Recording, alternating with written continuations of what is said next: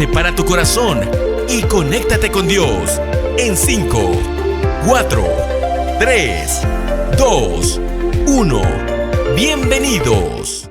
Que Dios los bendiga a todos.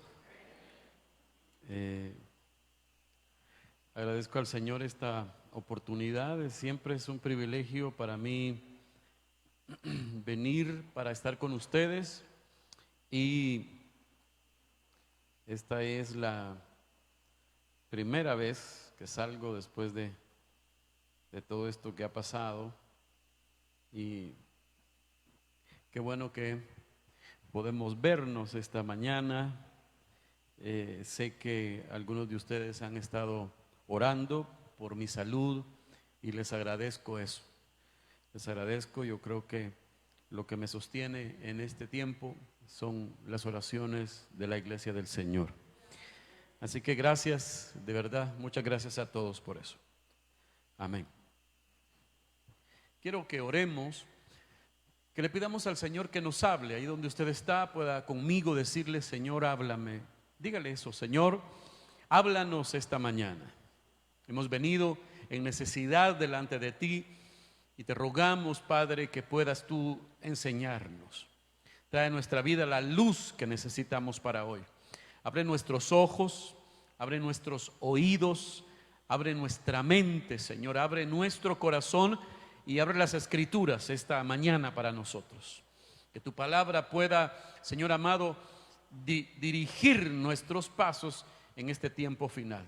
Recibimos todo lo que tienes para darnos en el nombre de Jesús. Amén. Amén. Ok. Quiero esta mañana hablar acerca de cómo afrontar los desafíos del siglo XXI. Cómo afrontar los desafíos del siglo XXI.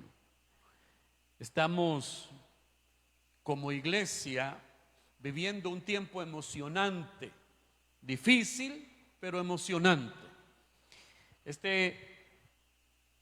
Esto que estamos viviendo ahora es algo que había sido anunciado desde hace más de 2000 años, y que quizás por voy a decir esa palabra, quizás por el aparente retraso del regreso del Señor, hemos nosotros perdido el interés por este asunto tan importante. Y creo que es no solo importante, creo que es el centro de la esperanza de todos aquellos que han creído en el Señor.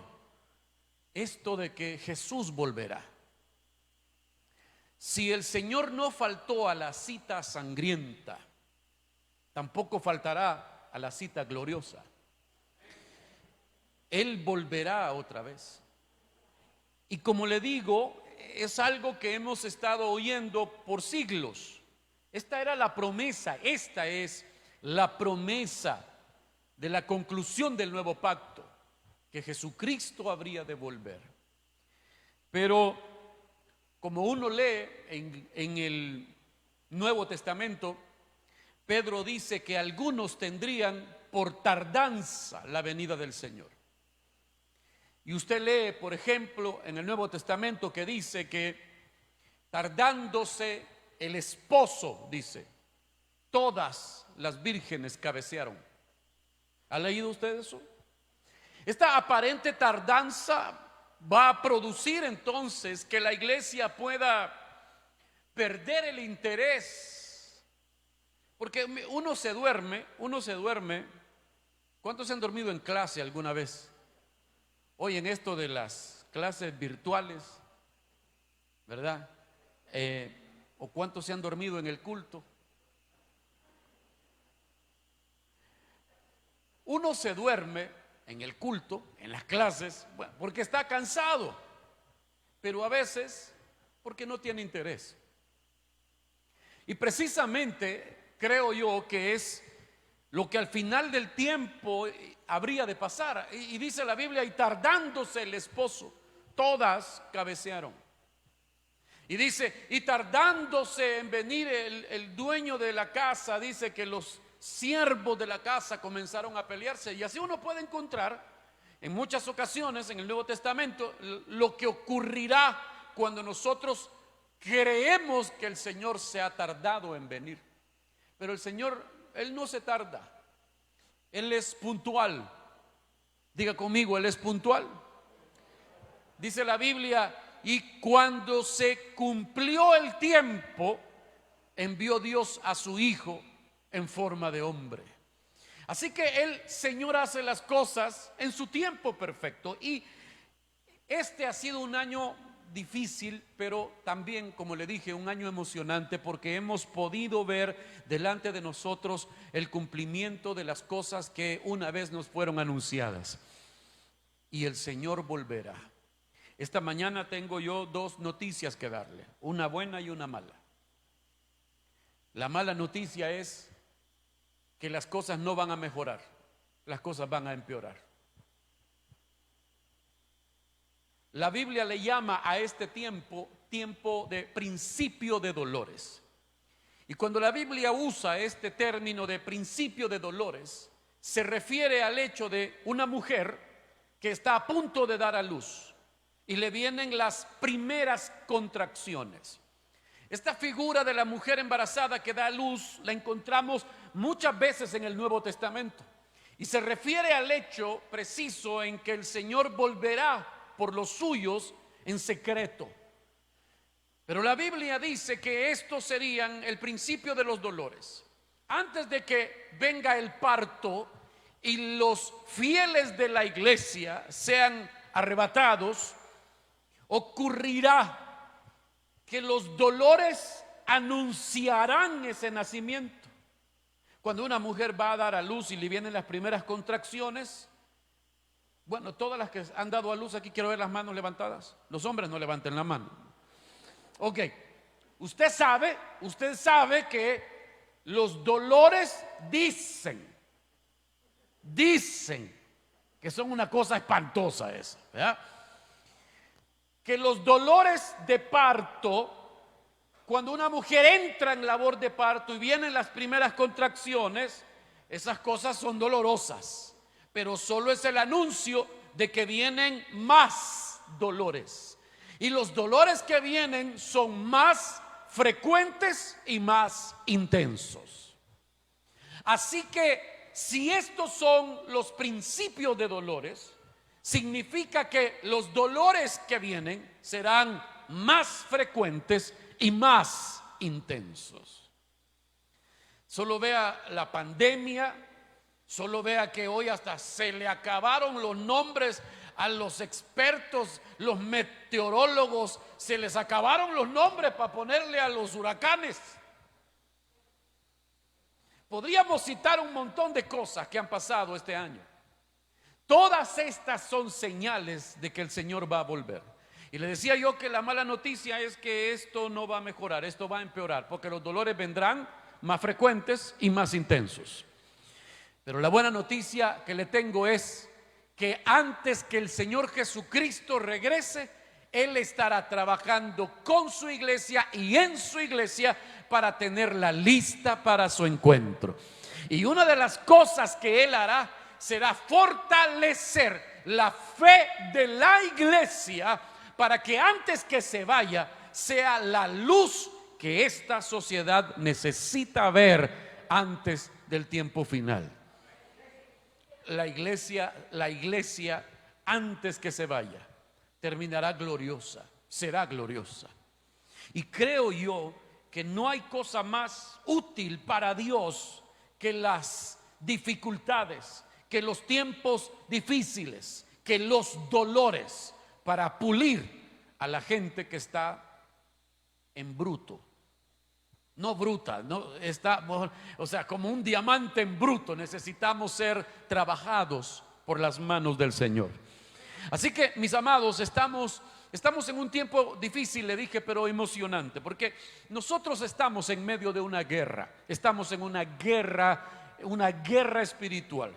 Y antes de proseguir, generalmente cuando nosotros pensamos en la guerra espiritual, lo primero que se nos viene a la cabeza es gente orando en voz alta, gente orando de manera emocionada, o una alabanza que tenga letra, que hable acerca de tiempos de batallas, qué sé yo. Cuando pensamos en la guerra espiritual, pensamos precisamente en un acto de oración y de adoración. Pero la guerra espiritual que la iglesia enfrenta no se circunscribe a un momento en la iglesia. La guerra espiritual que la iglesia enfrenta es todos los días y todo el día. No es de estar en la iglesia orando. La iglesia de Jesucristo enfrenta una batalla desde que usted se levanta por la mañana hasta que se acuesta por la noche. Estamos en una guerra difícil y cada día esto se irá poniendo peor. La Biblia dice, y me recuerdo en este momento, de que cuando estaba a punto de que lloviera fuego sobre Sodoma y Gomorra, la Biblia dice que Lot, el justo Lot, afligía su alma por la conducta de la gente de la sociedad donde él vivía. Y Jesucristo dijo que su venida sería como en los días de Lot. Quiere decir que esta batalla espiritual también calará en nuestros corazones, en nuestras almas, en nuestros espíritus. La iglesia debe sentir esta pena, este dolor, esta carga por la sociedad en la que vivimos antes que vengan los juicios sobre ella, como le pasaba a Lot. Y estamos viviendo cosas, como le dije hace un momento, cosas que nos fueron anunciadas, cosas que nos advirtieron, pero que pasó el tiempo y como aparentemente esto nunca se cumplía del todo y como la venida del Señor se ha retrasado, entonces empezamos nosotros a acostumbrarnos a escuchar que Jesús viene, pero no tomamos la conciencia correcta de lo que está pasando de verdad. Cuando leo, por ejemplo, Pablo escribiendo a Timoteo, advierte cómo sería la conducta, el carácter de las personas en el tiempo final. Y Pablo escribe a Timoteo en la segunda carta, capítulo 3, versículo 1, en adelante algunos versículos leemos, dice así la Biblia: ahora bien, ten en cuenta que en los últimos días vendrán tiempos difíciles. Y estos son los últimos días. Estos son los tiempos difíciles. Y sigue diciendo el versículo 2: la gente estará llena de egoísmo. Solo vea cómo Pablo describe que sería el carácter de las personas del tiempo final. Y se va a dar cuenta que Pablo está describiendo al salvadoreño promedio de este tiempo. Pablo está describiendo a la salvadoreña promedio de este tiempo.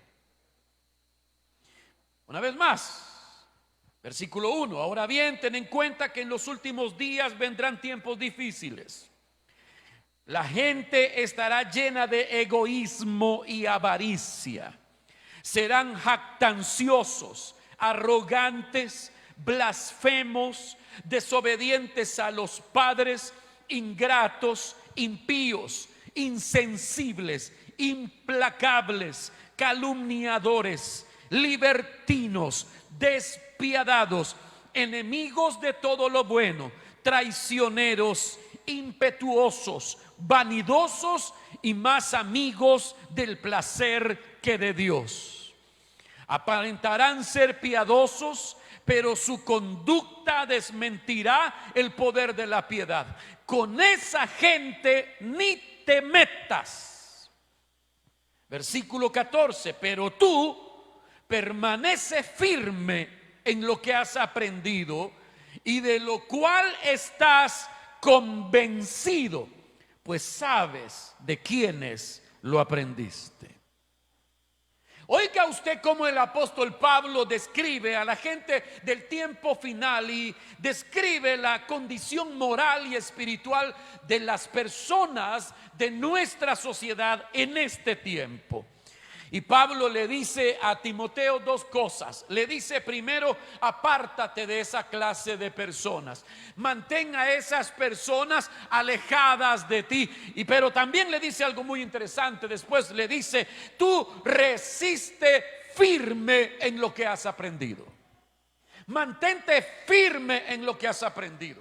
Quiere decir, oiga, que como cristianos, el llamado de Dios en este tiempo final es a mantener con firmeza aquellas cosas que hemos creído y recibido de parte del Señor. Porque vivimos tiempos en el que por la cercanía con estas personas con las que convivimos hoy, nuestros principios tendrán el peligro de ser disminuidos, diluidos y hasta desaparecidos. Porque tenemos todos nosotros, oiga, como seres humanos, la necesidad de ser aceptados. Y muchos cristianos, en ese afán por sentirse aceptados, por personas que admira, por familiares, por gente que ama, buscará la manera de parecerse a ellos para poder encajar con ellos. No importa si eso traiciona sus convicciones. Hoy resulta que los cristianos están más interesados en ser cool, en caer bien, que en ser defensores de la verdad que se nos entregó. Nos preocupa caerle mal a la gente, nos preocupa ser ofensivos con la gente, así que nosotros disimulamos la verdad, diluimos la verdad para no parecer tan religiosos, para no parecer tan cuadrados, para que la gente no piense que somos raros. Y lo que hacemos a veces sin pensarlo es acomodarnos a la manera de pensar del mundo y así traicionar la confianza que Dios puso en nosotros. Esto es como la parábola del zapato viejo.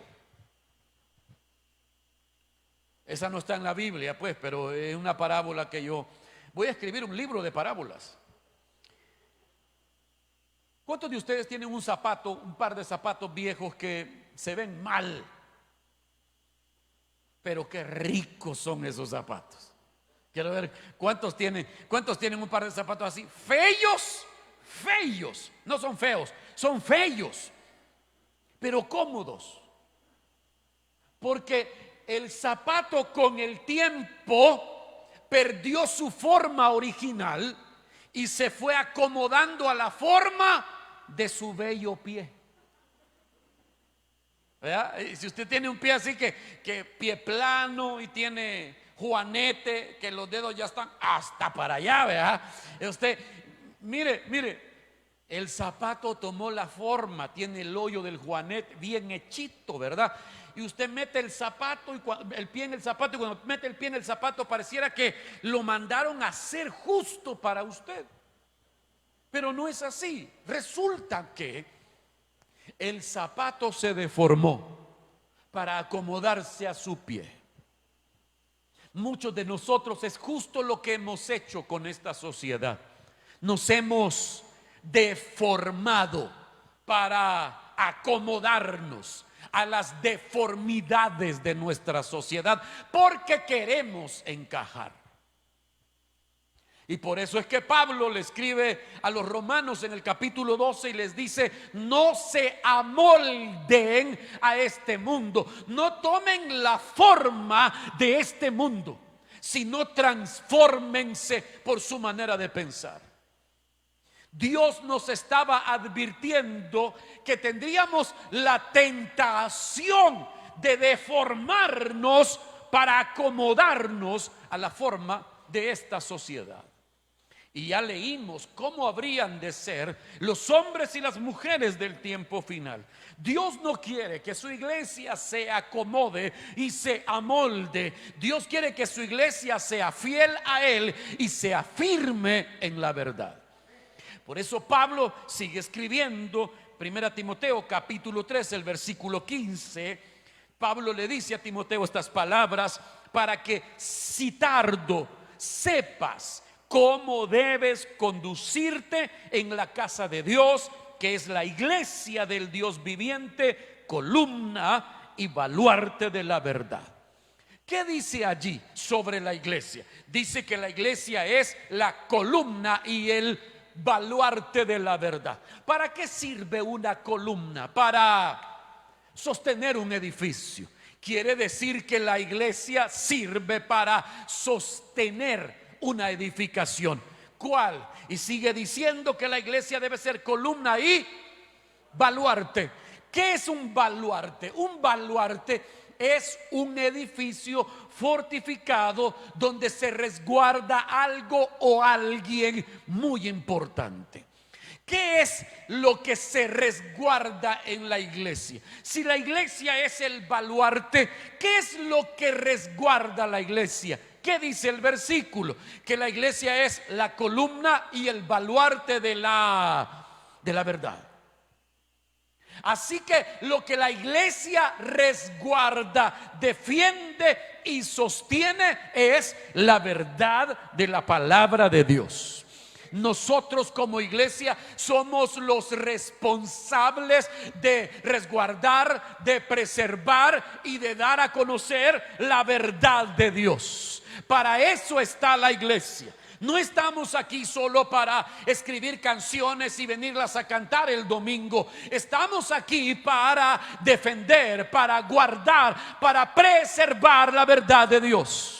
No importa si esa verdad es anticultural, no importa si esta verdad va en contra del pensamiento común de la sociedad salvadoreña. La verdad es la verdad. No hay dos verdades, hay una sola verdad, y la verdad eterna es la palabra bendita de Dios. Y la iglesia debe sostenerla y debe preservarla. Esto no se vende, con esto no se negocia. Podemos negociar la forma en que hacemos iglesia, podemos negociar las maneras en que comunicamos la verdad, pero la verdad es la misma siempre y será la misma por siempre. El Señor Jesús dijo estas palabras, Mateo capítulo 5 versículo 13: vosotros sois la sal de la tierra, pero si la sal pierde su sabor, ¿con qué será salada? No sirve más para nada, sino para ser tirada y pisoteada por los hombres. El Señor Jesús está diciendo que sus seguidores tenían la misión de ser la sal de la tierra. Diga, ¿la qué? La sal de la tierra. Y la sal, en los tiempos del Señor Jesucristo, la sal no solamente servía para dar sabor. La sal servía para preservar las carnes. No habían refris, así que la única manera en preservar por más tiempo las carnes antes de que se pudrieran, antes que se corrompieran, pues las salaban, y eso hacía que las carnes durasen más tiempo antes de corromperse. Así que cuando la Biblia dice que la iglesia es la sal de esta tierra, lo que está diciendo es que la iglesia es la responsable de evitar por cuánto tiempo más pueda que esta sociedad se corrompa. Oigan eso, la iglesia es entonces la reserva moral que aún mantiene a flote a esta sociedad. Antes de que el Señor venga, la iglesia del Señor debe trabajar en seguir luchando para preservar la moral de la sociedad, para evitar que se corrompa completamente. Quiere decir que la iglesia no debe participar en las corrupciones de la sociedad, sino que debe evitar que eso se siga propagando. Entonces tenemos una misión. La misión y el desafío de la iglesia en este siglo XXI, oiga, es ser el baluarte de la verdad, ser la sal de la tierra. Y estamos, como le dije al principio, al borde de un terrible peligro, porque estamos caminando los últimos tramos del camino antes de que Jesús regrese. cómo los caminemos es muy importante. Mire, estamos, y quiero plantearle cuál es el panorama general de lo que está pasando en el mundo hoy, para que podamos estar conscientes de cuál es nuestro papel en estos últimos días.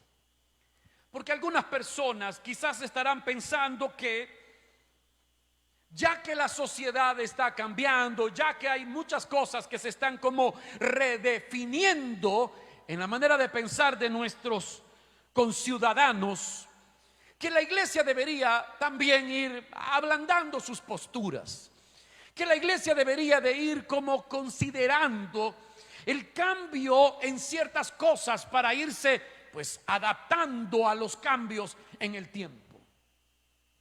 Y aunque aceptamos que hay cambios buenos, como el uso de la tecnología para la proclamación del evangelio, volvemos a lo que ya le dije: la verdad no se negocia, la verdad es la verdad. Y aunque la sociedad cambie, y aunque la sociedad esté redefiniendo ciertos conceptos como el de la familia, a usted y a mí no nos importa lo que la sociedad diga acerca de la familia. Nos importa lo que Dios ha dicho en su palabra acerca de la familia. La verdad es la verdad. Denle un aplauso al Señor si quiere. Gloria a Dios. Ahora,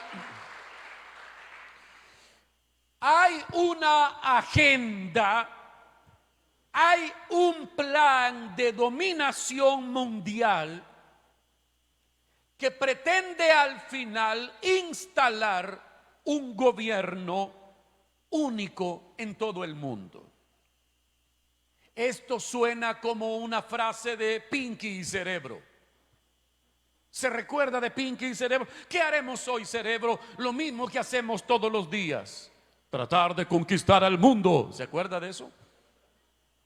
Parece una frase sacada de una caricatura o de una película de ciencia ficción, pero lo que le estoy diciendo, oiga, es lo que hemos escuchado por más de 2000 años. Nos lo enseñaron en la iglesia y la iglesia lo ha enseñado por siglos. Habría de venir un momento determinante en la humanidad cuando el diablo mismo pondría a su hijo a gobernar al mundo.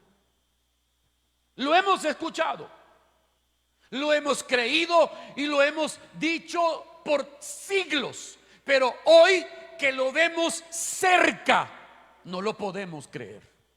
Hoy que lo vemos cerca pensamos: al rato ni cierto es eso. Quizás exageraron un poco. Son casualidades lo que ha pasado con lo que nos han dicho. Y el diablo nos sigue susurrando mentiras y nosotros seguimos aceptando su engaño para seguir adormecidos. Pero la verdad es que estamos encaminados con tiempo corto ante, oiga, la venida inminente del Señor Jesucristo. Y antes de que eso ocurra, habrá en esta tierra un solo gobierno y un solo gobernante. Así que hay un plan, hay una agenda, hay un proyecto de dominación mundial, hay una agenda globalista para poder gobernar al mundo. Y ya lo vemos en acción. No es lo mismo, y quiero aclarar esto, no es lo mismo la globalización que una agenda globalista. Ahí en la pantalla va a ver usted, la globalización es un proceso económico, tecnológico, político, social, empresarial, cultural a escala mundial, que consiste en la creciente comunicación e interdependencia, dice allí, entre los distintos países del mundo, uniendo sus culturas, sociedades, sus mercados a través de transformaciones económicas, sociales, etcétera, etcétera. Eso es lo que dice el diccionario acerca de la globalización. La globalización no es ni buena ni mala. Era un asunto al que deberíamos todos llegar. La globalización consiste entonces en que un asunto de interés económico en un país pueda también serlo de la misma manera en otro país. Por ejemplo, que en El Salvador se produzca el mejor café del mundo, diga amén a eso.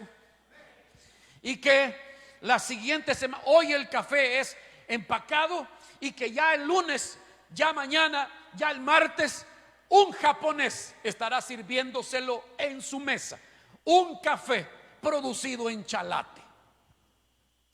Y que ese mismo día en El Salvador estemos comiendo comida japonesa con ingredientes que vinieron desde Japón.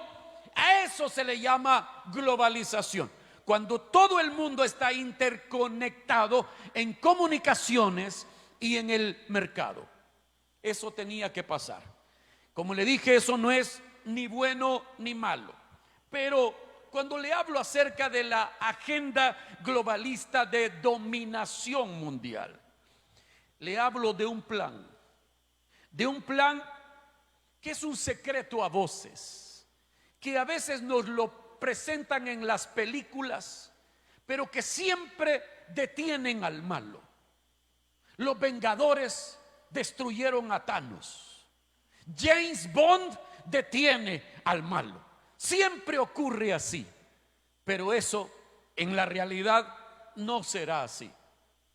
Han habido y hay intereses oscuros planeados desde el infierno para conquistar al mundo desde hace más de 2000 años.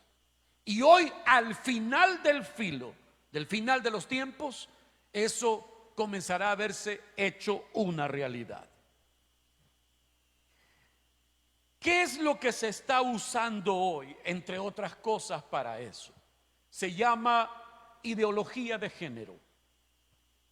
La ideología de género engloba una serie de ideas que pretenden adormecer la conciencia de los seres humanos para prepararlos para el gobierno mundial. Hace unos días encontré en las redes esta imagen que es como un meme, pero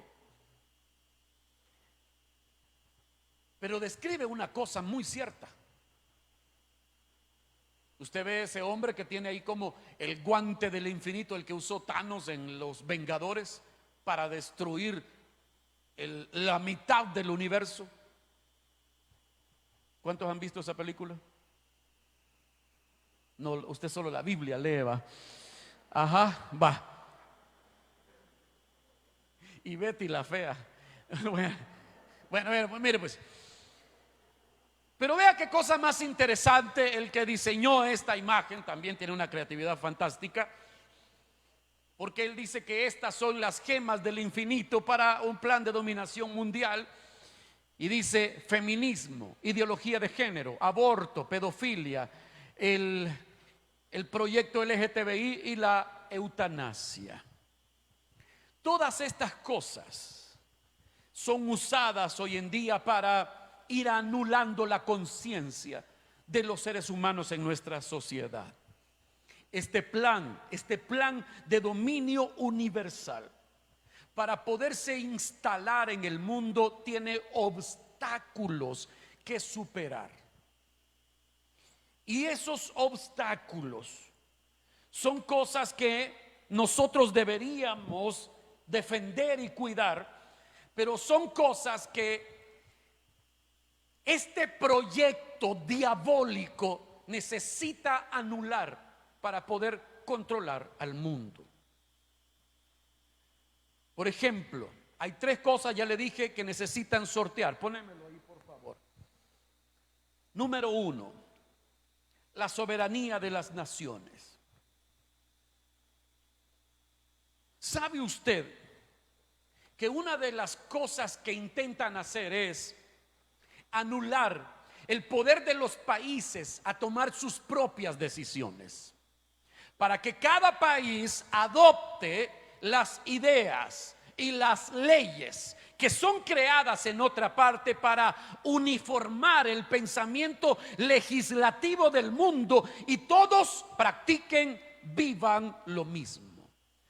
Tristemente no son cosas buenas, pero ahora resulta, por ejemplo, que si un país quiere acceder a un crédito o a una donación de un organismo internacional que tenga que ver con las Naciones Unidas, tiene que dar algo a cambio. Nada es gratis.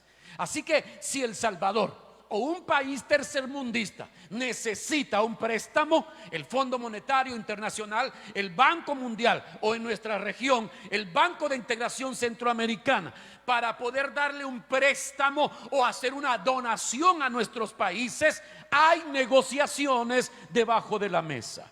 ¿Y qué se negocia?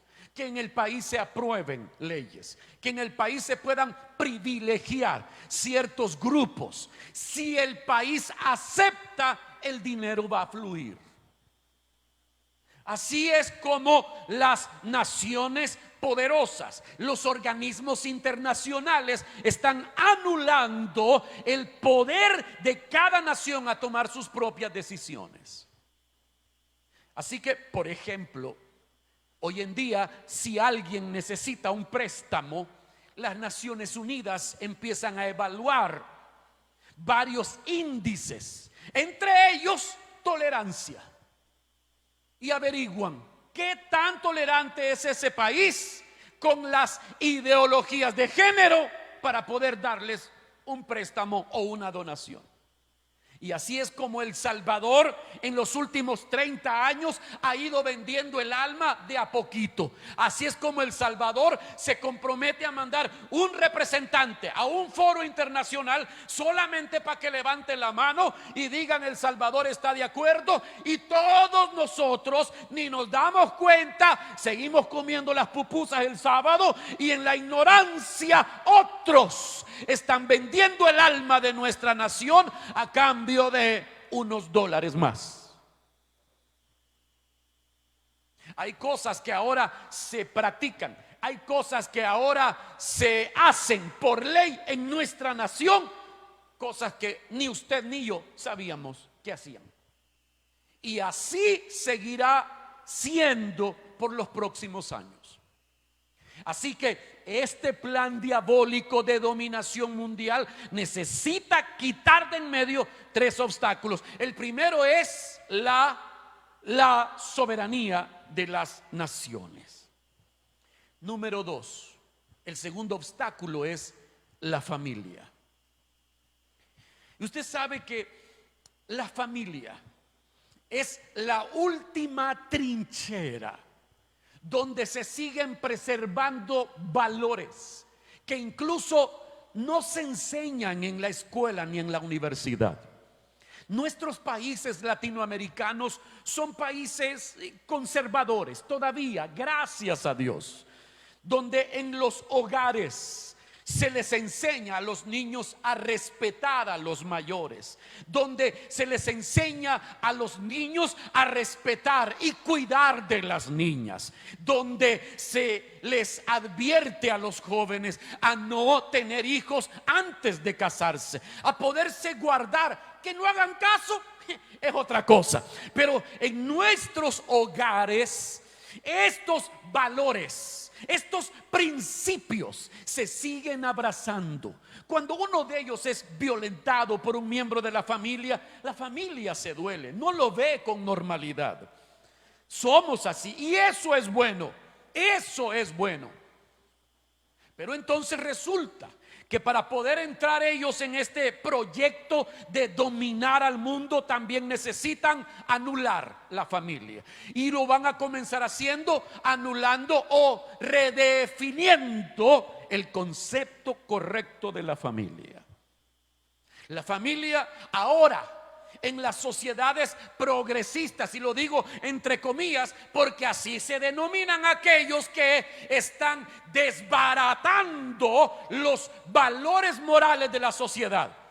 Así que para que la sociedad sea progresista, la sociedad tiene que aceptar que una familia no solo está compuesta por un padre y una madre y los hijos, que también hay familias formadas por dos padres o dos madres, o tres padres y una madre, o dos madres y un padre, qué sé yo.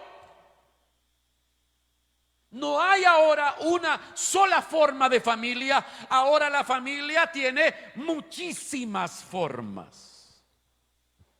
Y eso es lo que están enseñando. en la medida en que ellos logren que en nuestros países se pueda permitir el matrimonio entre personas del mismo sexo, están dando un paso adelante en la destrucción del concepto correcto de la familia. Cada vez que se empieza a promover el amor libre para que un hombre y una mujer, o un hombre y una mujer, con quien sea, ya no busquen casarse, solo se vayan, siguen dañando el concepto original de la familia. Y la familia se diluye. Así que si no hay, oiga, en la familia un padre y una madre con los principios morales correctos, que encamine a las futuras generaciones hacia el bien, ellos podrán enseñarle lo que les dé la gana. Uno de los proyectos ambiciosos es evitar, míreme para acá, es evitar que los padres participen en la educación de los hijos. Oiga lo que le estoy diciendo. Uno de los proyectos ambiciosos de estos es evitar que los padres participen en la educación de sus hijos. ¿Cómo es eso? Que en los próximos días usted va a empezar a escuchar un debate en la Asamblea Legislativa de este país y de América Latina, donde van a empezar a decir: los padres están enseñando mal a los hijos, por eso es que sigue habiendo discriminación, por eso es que siguen habiendo abusos contra la mujer, por eso siguen creciendo los feminicidios. ¿Por qué? Porque esta sociedad machista sigue enseñando en la casa cosas que destruyen la dignidad de los seres humanos, principalmente de las mujeres. Así que pedimos que las leyes arrebaten a los padres la autoridad de educar a sus hijos y que sea el Estado el que le diga a los niños cómo deben comportarse. Y entonces va a resultar que gente con la mente enferma le va a decir a sus hijos en qué consiste la sexualidad, cómo se forma una familia y cómo se vive como le da la gana en este mundo. Y usted no va a poder decir ni pío, porque no tendrá autoridad sobre sus hijos. Eso ya pasa en algunos países del mundo y eso llegará a ocurrir aquí si nosotros no despertamos. ¿Sabe? Hay una ley, otra vez me vas a tener que buscar eso por ahí. Hay un proyecto de ley donde estos expertos enfermos de la cabeza quieren proponer que en este país se prohíba el castigo físico. Y ya hay una ley, desde el 2018 están trabajando un anteproyecto de ley para prohibirle a los padres que castiguen a sus hijos en este país. No solamente evitar el castigo físico, sino el castigo de cualquier clase, porque eso causa un daño emocional en la criatura. ¿Sabe qué están creando? Estamos creando una sociedad cada vez más débil y enferma, porque esta generación no aguanta nada. Vivimos en una generación de gente que todo les ofende. Todo les ofende. No soportan nada. Hoy todo es bullying. Y entonces vamos a lo peor. Que si usted le pega a sus hijos, si usted y que voy a hacer una aclaración. Yo no estoy a favor del abuso contra los niños. Yo creo que ni usted está a favor de eso. Como iglesia nosotros estamos en contra de que se abuse físicamente de un niño, de una niña. Estamos en contra de eso. Es absurdo decir que la iglesia promueve el abuso físico contra los niños en casa. Eso no es verdad. Pero castigar físicamente a un niño no es abuso físico. La Biblia dice cómo se hace, y la Biblia dice en qué espíritu se hace. La Biblia dice que en la ira del hombre no obra la justicia de Dios. Por eso le enseñamos a los padres en la iglesia a que si va a castigar físicamente a un niño, que no lo haga estando enojado. porque entonces puede abusar físicamente de ese niño, y eso ni Dios lo respalda. La iglesia debe enseñar la manera correcta de corregir físicamente a un niño, pero también tenemos que aceptar, oiga, que van a tratar de decir que nosotros promovemos la violencia en la casa. ¿Sabe? Dios tan sabio, dice que a un niño hay que castigarlo con vara. A un niño no se le pega con la mano. Tus manos deben servir para abrazar, para sostener y para afirmar a tus hijos. No se le pega con la mano, tampoco con una raja de leña, ni con la silla. No, con una vara. Usted hasta puede mandar a hacerse una varita, una reglita finita, si no es para matar al cipote. ¿Para qué es? Mírame, ¿sabe qué sirve? Esas paletillas que sirven para mover la pintura. ¿Cuánto vale eso? Barato, va a la compra, hasta la decora y le pone la vara de la corrección.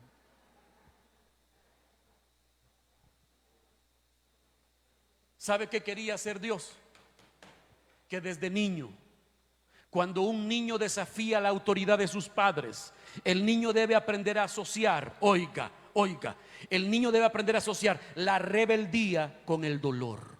Un niño debe de saber que si actúa en rebeldía, eso le traerá dolor. Cuando nosotros no hacemos eso, por eso la Biblia dice, el que no corrige a su hijo no lo ama. Y se corrigen desde pequeños, para que cuando el niño ya vaya creciendo, cuando el niño tenga 5, 6, 7 años, ya no haya necesidad de castigarle tanto, porque usted comenzó temprano a corregir la conducta pecaminosa de su niño. Y el niño aprende a que si actúa en rebeldía va a tener dolor. Mire la sociedad desde hace 40, 50 años. Compare la conducta de la sociedad de hace 50 años con la de ahora.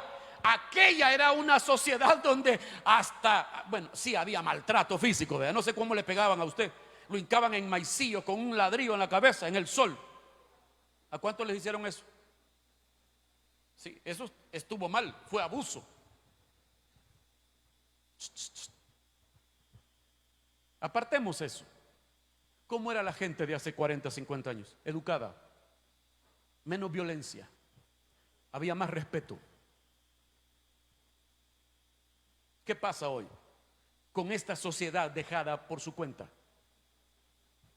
Y vamos para peor. Ok, entonces para poder instalar esta idea y gobernar al mundo necesitan, número 1, le dije, anular la soberanía de las naciones. Número 2, anular a las familias. Y número 3, el tercer obstáculo que tienen que quitar de en medio es el cristianismo. ¿Por qué razón? Porque el cristianismo está fundamentado en una escala de valores no negociables. La iglesia cristiana que abraza la fe histórica de la iglesia no negocia sus convicciones. La iglesia cristiana sigue creyendo que lo que era pecado hace 100 años es pecado hoy y seguirá siendo pecado siempre. Que las cosas que Dios aborrecía antes las aborrece hoy y las aborrerá siempre. Dios no cambia. La iglesia sigue manteniendo su postura. Así que ellos dicen, no se puede negociar con estos, hay que anularlos. Y hay todo un aparato de gente supuestamente intelectual tratando de desvirtuar el pensamiento, la doctrina, la vida de la iglesia.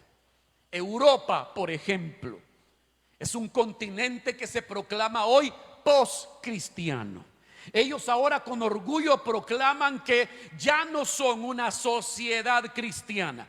Antes, que se asociaba al mundo occidental con la fe cristiana y la fe judía, ahora ellos se declaran post-cristianos y ahora son open mind, ahora aceptan todas las clases de pensamientos. ¿Y cómo está ahora Europa?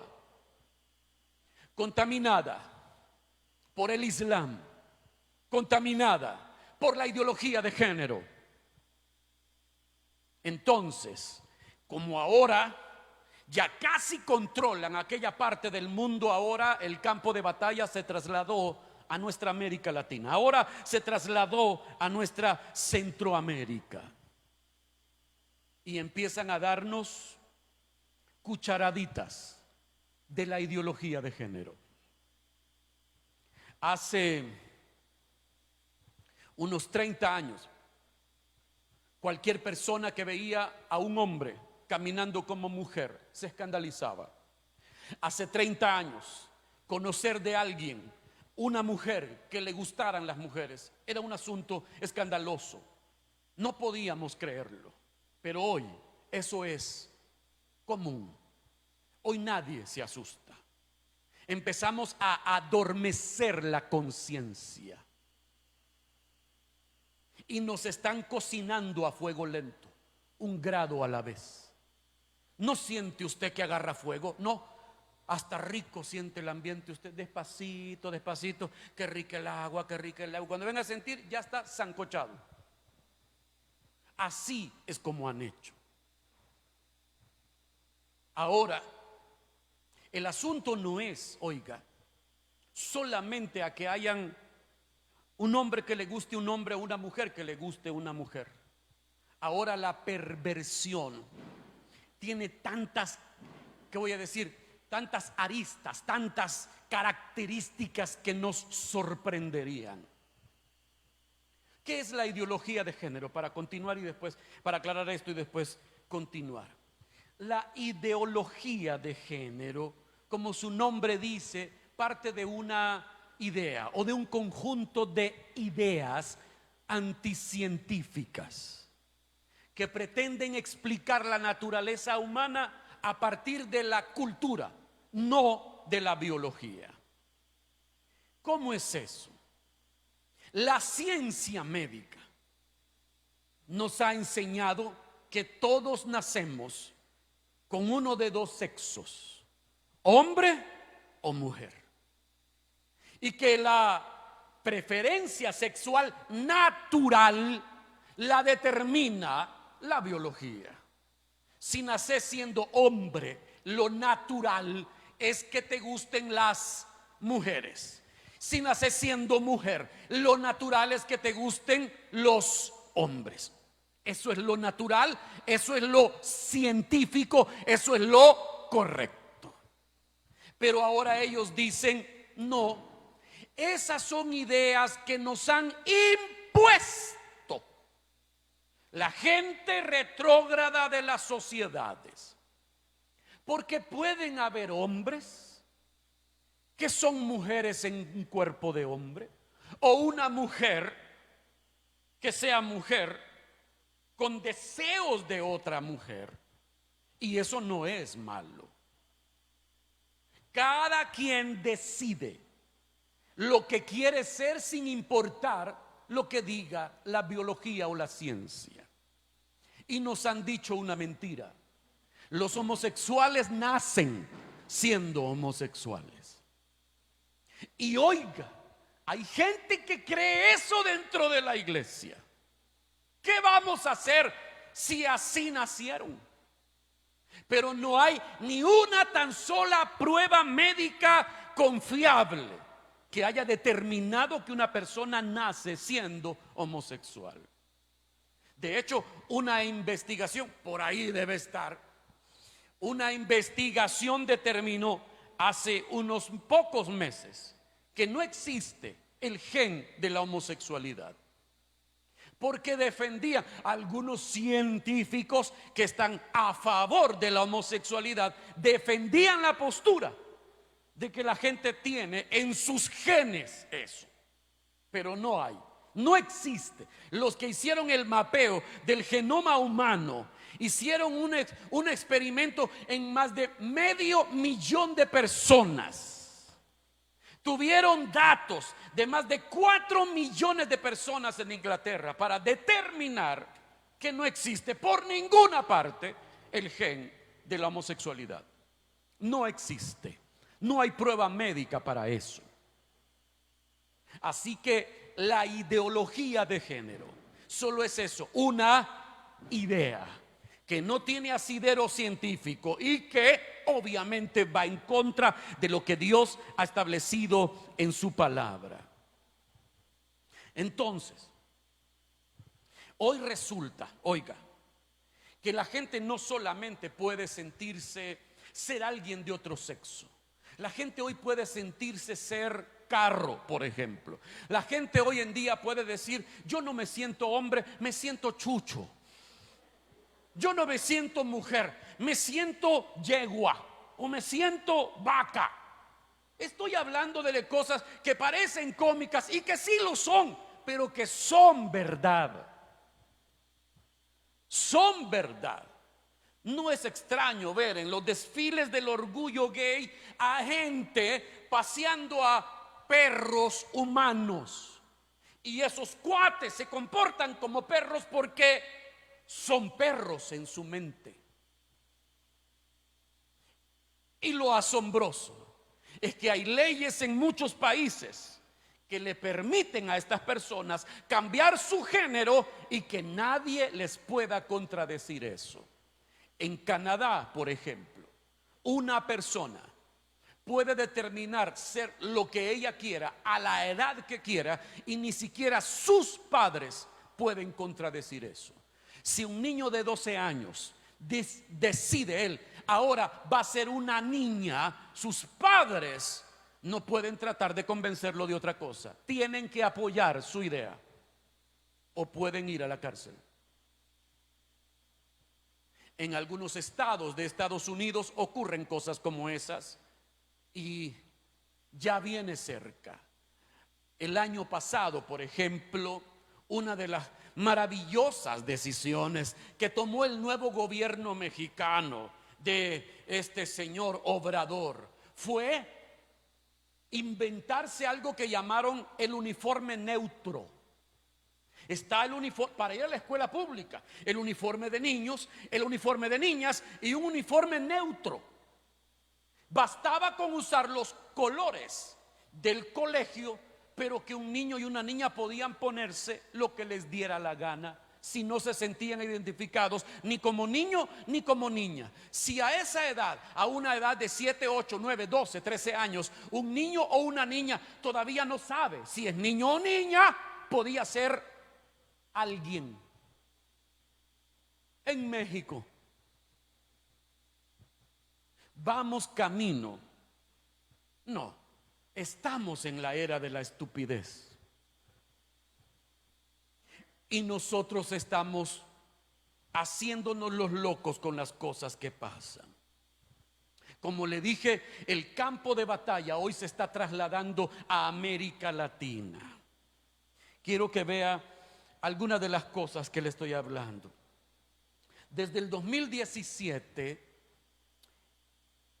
hay en el Ministerio de Educación algo llamado política de género, donde se está promoviendo, respetando y tratando de adecuar los pensamientos de los empleados del gobierno para aceptar, para no juzgar y ni siquiera intentar cambiar el pensamiento de las personas que se consideran a sí mismos distintos en su género. Ya existe una política para respetar esos pensamientos en las esferas del gobierno. Siguiente. Se está estudiando en la Asamblea Legislativa un anteproyecto de ley que se llama la Ley de Identidad de Género. ¿Qué significa o de qué trata esta Ley de Identidad de Género? Que si una persona, una mujer, por ejemplo, que se llamaba Marta, porque ella se llamaba Marta, ella se llamaba así. Ahora ella dice: no me considero una mujer, me considero un hombre, ahora me voy a llamar Mario. Que ella pueda ir a un DUI centro, al Registro Nacional de las Personas Naturales, y decir quiero que cambien mi DUI y ahora me pongan un sexo distinto al que yo nací. Porque ha ocurrido, y usted ha visto las noticias, que cuando hay elecciones va una mujer, tacones, pelo largo, busto, caderas, a votar con el DUI, y en el DUI dice que se llama Chepe José. Entonces le dicen, pero este no es su DUI, señora. Señorita, le dice el otro, este no es su DUI. Usted no puede votar porque aquí este es un hombre y usted parece una mujer. Y entonces el otro trata de explicarle, es que soy un hombre, soy una mujer en el cuerpo de hombre. Me tiene que dejar votar. Y han habido problemas por eso, y que personas transgénero no han podido votar a causa de esa pequeña confusión. Entonces la ley dice que si una mujer quiere ahora cambiarse el nombre por su preferencia sexual, puede hacerlo, y cambiarse el género también sin ningún problema. Ya hay una ley para eso. Pero ya teníamos la plataforma para eso. ¿Cuántos han visto su DUI últimamente? ¿O todavía le da pena por la foto fea que tiene allí? Pero le voy a enseñar el mío. Sin foto, por supuesto, ¿verdad? Ya vio usted, míreme, ya vio usted cómo dice aquí, donde debería decir sexo, dice género. Y esta es una puerta muy amplia, porque los géneros, como no tienen límite biológico ni científico, el límite es el cielo. Hasta donde les alcance la imaginación, ellos se pueden inventar el género que sea. Y de hecho hoy hay no sé, cientos de géneros. Ahora en tu DUI dice género, y hay una M para masculino y una F para femenino. Pero una vez se apruebe la ley, allí no solamente va a haber masculino y femenino, va a haber cualquier género que a alguien se le ocurra. Alguien podría decir género BMW 2021. Puede que a alguien se le ocurra género dálmata. No estoy bromeando. Estamos en la era de la estupidez, y nuestro país está caminando en ese carril. Mire, si nosotros como iglesia no hacemos nada, esto se irá poniendo peor y muy mal. Quiero que vea esto. ¿A qué horas hay que irse? Ya. Sí. Solo vea un par de cosas y vamos a orar. Míreme. Esto que usted ve allí se llama la Guía Metodológica sobre la Educación Integral de la Sexualidad. Y es una guía, oiga, ojalá pueda sentir mi sarcasmo. Es una guía preparada con muchos años de investigación por expertos para la educación en la sexualidad de los niños y las niñas salvadoreñas. Desde el 2017, todos los bachilleratos públicos de El Salvador enseñan con este manual. Usted puede bajarlo de internet. Usted entra al portal del Ministerio de Educación, lo busca y lo puede descargar. Muchos de nosotros, como padres, no sabíamos que a nuestros hijos les enseñaban eso en los institutos públicos. Pero esto es lo que enseñan. Esto es lo que enseñan. Lo enseñan con todo el respeto que me merecen. A veces lo enseñan maestros que no tienen convicciones sobre eso. Maestros que no saben de lo que están hablando. Y algunos de ellos tienen una tendencia perversa a ese lado de la sexualidad. Mire lo que dice. Poneme lo que sigue. Solo quiero que vea algunas de las cosas que están en ese manual. En la página número 57. Oiga, empiezan a describir eso que es señalado allí, empiezan a describir lo que significa la orientación sexual y le enseñan que hay gente heterosexual y homosexual y que no hay nada de malo en ser homosexual, que la sociedad equivocadamente ha pensado que la homosexualidad es algo no natural, pero que está equivocada. Porque la ciencia, dicen ellos, ha comprobado que la homosexualidad también es una expresión natural de la sexualidad.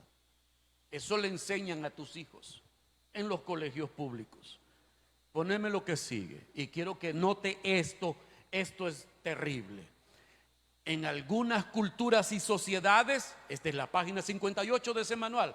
En algunas culturas y sociedades, la homosexualidad y la transexualidad están consideradas como algo malo. Incluso hay quien lo considera un hábito, entre comillas ponen, que se puede cambiar. Pero los expertos coinciden. No sé de qué expertos hablan. Los expertos en esas picardías tal vez, ¿verdad? Los expertos coinciden en que la orientación sexual y la identidad de las personas no se puede controlar. Y entonces le empiezan a decir a un niño: si tenés problemas de identidad sexual, no luches contra eso, solo déjate llevar. ¿Por qué? Es que eso es normal, no tenés que cambiarlo porque no se puede cambiar. Y sigue diciendo, vuelvo a leer, no, atrás, dice: los expertos coinciden en que la orientación sexual y la identidad de las personas no se puede controlar, igual como no decidimos el color de nuestros ojos o piel, les ocurre y punto. Esa es una tontería. Eso es como querer decir que la gimnasia y la magnesia son lo mismo. El color de la piel y los ojos lo determina los genes. Pero la orientación sexual, la ciencia ha comprobado que lo determina el medio ambiente. Toda desviación sexual que no sea heterosexual es infundida exteriormente por maltrato, por abuso, la cultura, qué sé yo. Pero nadie nace homosexual. Nadie nace así. Nadie nace así. Entonces no podemos decir que es lo mismo el color de los ojos y la piel, que no se puede cambiar, a una desviación sexual, a un problema de identidad sexual. Pero esto enseña el gobierno. Y no estoy hablando de este gobierno. Esto enseñan el gobierno de nuestro país desde el gobierno anterior. Y el gobierno actual sigue haciendo lo mismo.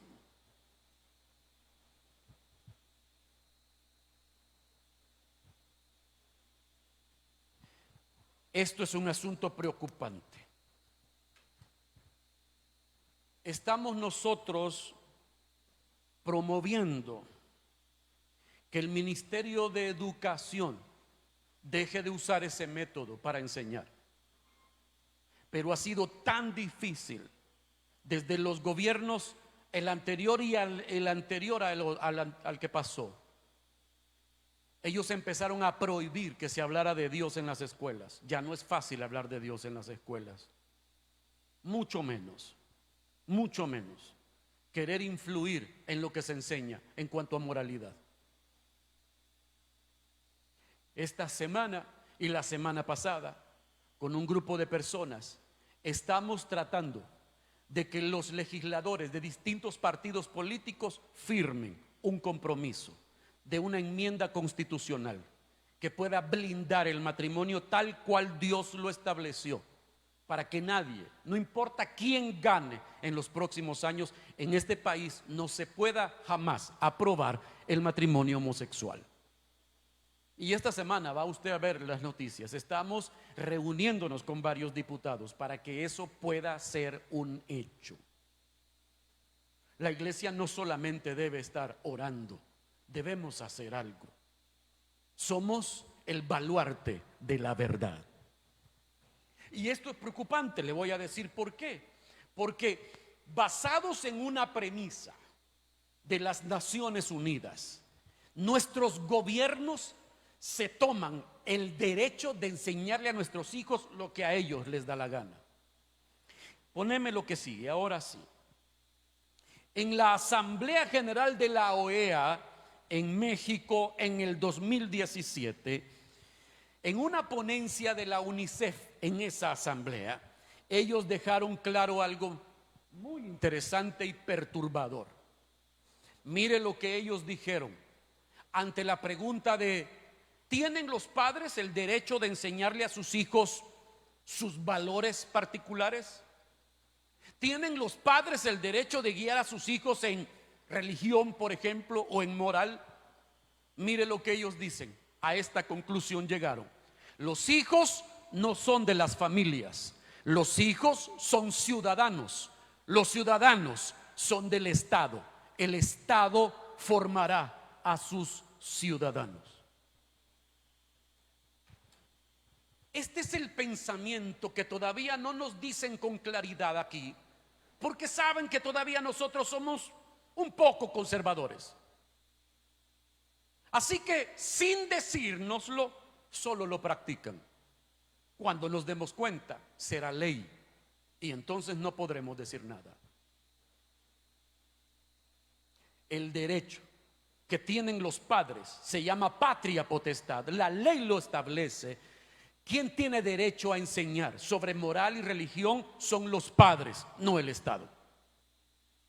Y debe seguir así. Y la iglesia debe mantenerse firme en esa postura. Son tiempos peligrosos, tiempos peligrosos. Voy a ir concluyendo, si me ayudan con el piano. Hay tanta cosa para hablar, pero no tenemos el tiempo. Quiero que vea cómo la iglesia protestante, y cuando hablo de la iglesia protestante, incluyo allí, solo por decirlo de alguna manera, incluyo allí a iglesias que no son católicas. No necesariamente hablo de iglesia cristiana evangélica, hablo de todo el espectro protestante, para que usted vea cómo la iglesia protestante también está sumándose al pensamiento perverso de la ideología de género. Le voy a decir algo antes de continuar. La ideología de género solo es una excusa para que los hombres y las mujeres sigan viviendo la perversión de sus deseos carnales como les da la gana. Allí no hay ningún, voy a decir, no hay ningún propósito encomiable. No hay nada bueno en eso. Es sencillamente: déjennos pecar como nos da la gana y no nos digan nada. Y yo digo, está bien. Míreme, está bien. Si una persona en su intimidad decide vivir en una relación homosexual, está bien. Es su derecho, es su decisión. Pero de eso a que quieran enseñarle a nuestros hijos que eso es lo normal, allí sí se pasaron de la raya. Y allí es donde todos nosotros debemos tener la conciencia de para qué estamos aquí. Somos el baluarte y la columna de la verdad. No podemos negociar con eso. No importa quién sea el partido político que lo promueva, no importa quién sea la personalidad política que trate de promoverlo, no es correcto y no vamos a aceptarlo. Pero vea cómo ha avanzado esto. Por ejemplo, la iglesia luterana, por ahí estaba, me lo encontraste en el otro servicio. La iglesia luterana ahora acepta que hayan pastores homosexuales ministrando en sus iglesias. Es un acuerdo del 2010, desde el 2009. La iglesia luterana no es una iglesia católica, pero tampoco es una iglesia evangélica. Está así como en el medio, podría decir yo. Póneme lo que sigue. La iglesia alemana de Baviera también acepta que pastores homosexuales convivan con sus parejas y vivan hasta en la casa pastoral de la iglesia. Sigue. Póneme lo que sigue. Bueno, eso es una manifestación pro derechos homosexuales en el redondel de Santana, pero no, esto me interesa, esta parte de abajo, mire aquí. Eso que usted ve ahí es la portada de la nueva Biblia inclusiva. Ahorita solamente han traducido el Nuevo Testamento y los Salmos, pero ya existe esta Biblia inclusiva que ha sido financiada y promovida por movimientos homosexuales, LGTBI, ideología de género, feministas, qué sé yo.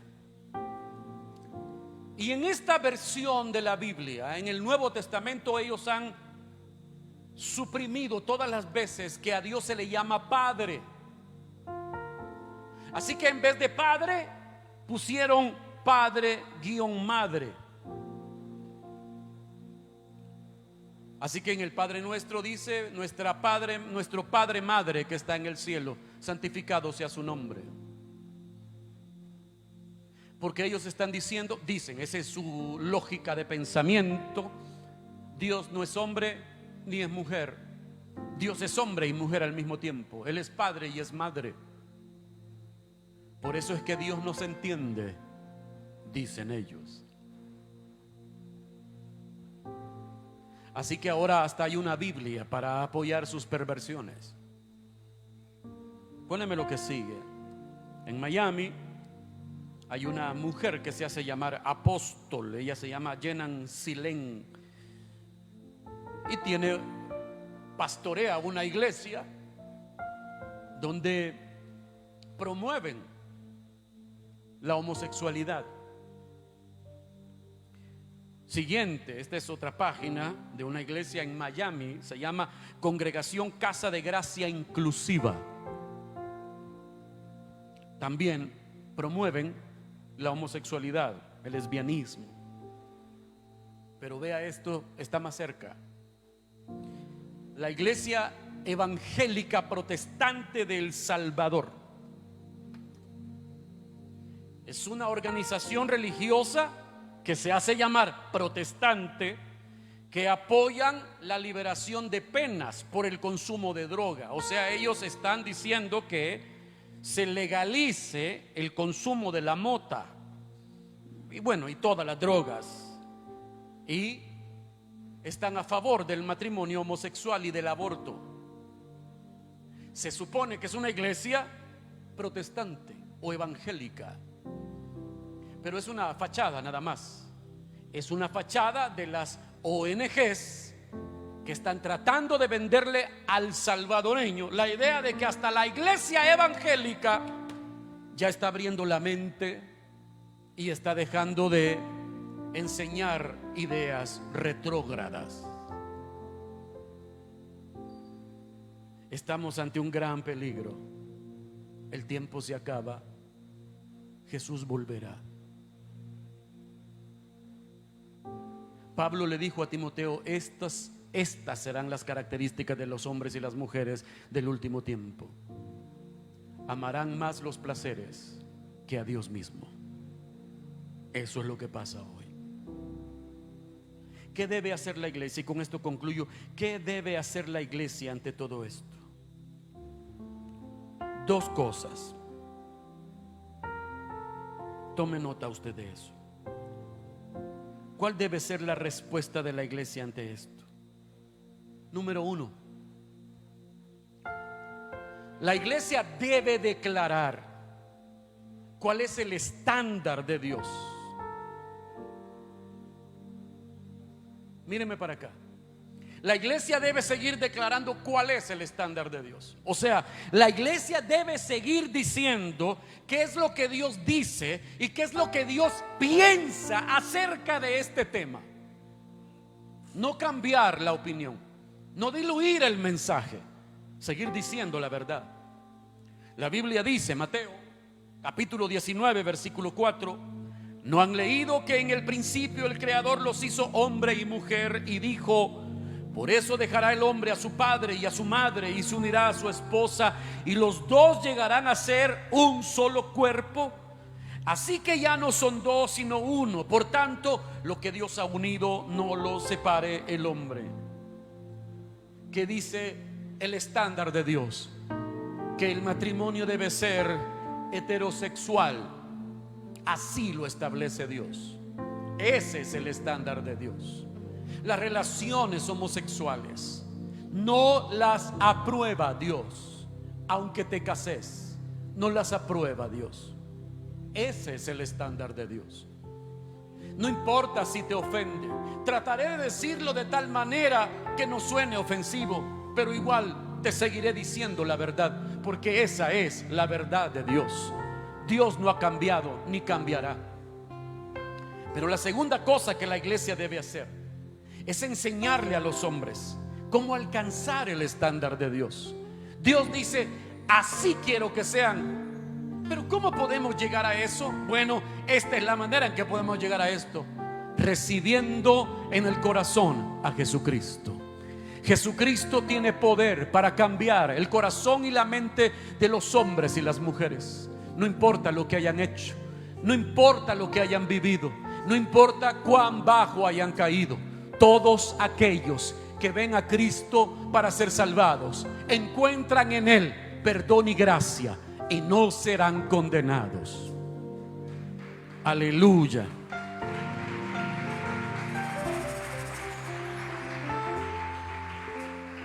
El apóstol Pablo, en la primera carta a los Corintios, en el capítulo 6, él comienza a decirle a los corintios que Dios abomina la mentira, el robo, etcétera.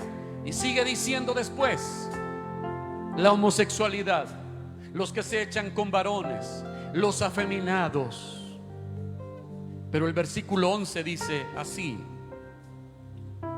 y eso eran algunos de ustedes, pero ya han sido lavados, ya han sido santificados, ya han sido justificados en el nombre del Señor Jesucristo y por el Espíritu de nuestro Dios. No importa lo que hayas hecho, en Cristo serás lavado, serás santificado, justificado por el Espíritu de nuestro Dios.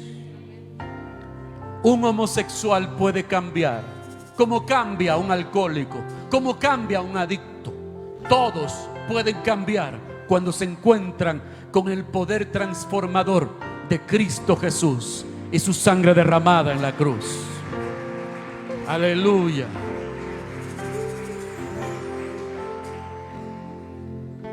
Termino diciendo esto, poneme lo último que está allí. La historia, mis amados, la historia nos ha enseñado que grandes cambios sociales han ocurrido en el mundo cuando un cristiano dijo: hasta aquí. La esclavitud acabó cuando un cristiano en Inglaterra dijo: esto no puede seguir así. Se llamaba William Wilberforce. Era un hombre de leyes. Por él fue escrito aquel famoso himno: sublime gracia del Señor. ¿Cuándo acabó la esclavitud? Cuando un cristiano dijo: hasta aquí. Cuando la gente moría sin atención médica adecuada, la iglesia cristiana dijo: esto no puede seguir así. Año 650 en Constantinopla se fundó el primer hospital de la historia, y lo fundó la iglesia cristiana. Hoy tenemos escuelas. La escuela tal y como existe hoy fue fundada por la Iglesia Cristiana 1284 en Inglaterra. De hecho, hace 100 años todas las universidades eran escuelas de teología. Todas las famosas universidades de hoy, Oxford, Harvard, todas ellas eran escuelas de teología. La educación formal comenzó con la iglesia. El racismo en Estados Unidos se acabó cuando un pastor evangélico dijo: esto no puede seguir así. Y el racismo de más de 250 años acabó con Martin Luther King. Cuando la iglesia entiende su función en el mundo, los cambios pueden ocurrir. La iglesia del Salvador es poderosa, pero está dormida. Necesitamos despertar y entender para qué estamos aquí. Somos el poderoso cuerpo de Cristo en la tierra. Somos el Cristo mismo en esta tierra. Y los cambios de nuestra sociedad no los hará un partido político, los hará usted, los haré yo, comenzando desde nuestra casa, en nuestra vida y cubriendo nuestra nación. Quiero que esta mañana usted se ponga de pie y podamos todos juntos esta mañana orar por nuestra patria, por nuestros gobernantes, orar por nuestras iglesias. Levante sus manos conmigo y diga: Señor, gracias, gracias, gracias. Señor, este día venimos para poner delante de ti nuestro país, nuestra nación, nuestra tierra.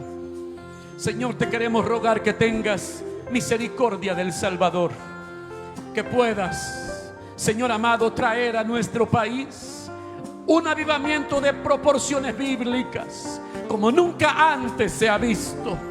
Te rogamos por nuestros gobernantes, te pedimos por el presidente, te pedimos por su gabinete de gobierno, te pedimos por los diputados de la Asamblea Legislativa, te pedimos por los magistrados del aparato judicial, te pedimos, Señor amado, por la Fiscalía General de la República, por todos aquellos que toman las decisiones en nuestro país. Dales sensatez, dirígelos tú, dales sabiduría, háblales, Señor amado, que puedan hacer las cosas de tal manera que te honren a ti, aunque no te conozcan.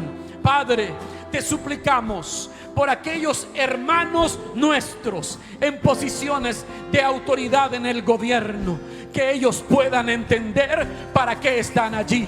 Señor amado, que puedan despertar a la conciencia de que están allí porque tú los pusiste en ese lugar para este momento, para este tiempo. En el nombre de Jesús, en el nombre de Jesús, te pedimos por la iglesia del Salvador, por cada pastor, por cada líder, por cada hombre y mujer, cada joven y cada señorita que te aman y te conocen. Despierta sus espíritus, tráenos a la conciencia de quiénes somos y para qué estamos aquí. Señor, permítenos despertar, levantarnos y terminar el trabajo que nos encomendaste antes que tú regreses. En el nombre de Jesús, te ruego por esta iglesia y te ruego por su pastor, por su esposa, por su familia, por su equipo de liderazgo. Señor amado, que tú traigas claridad a su visión, que traigas provisión abundante y que tú les des las fuerzas para acabar la obra que les encomendaste cuando esto comenzó. Padre, en el nombre de Jesús, todos nosotros descansamos en ti y te decimos: ven, Señor Jesús, ven, Señor Jesús.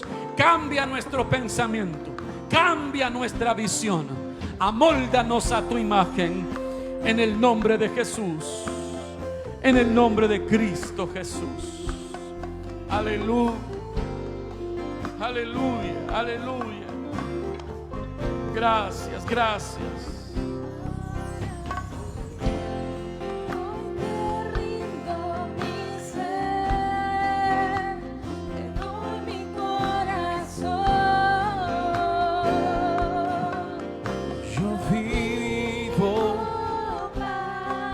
para ti en cada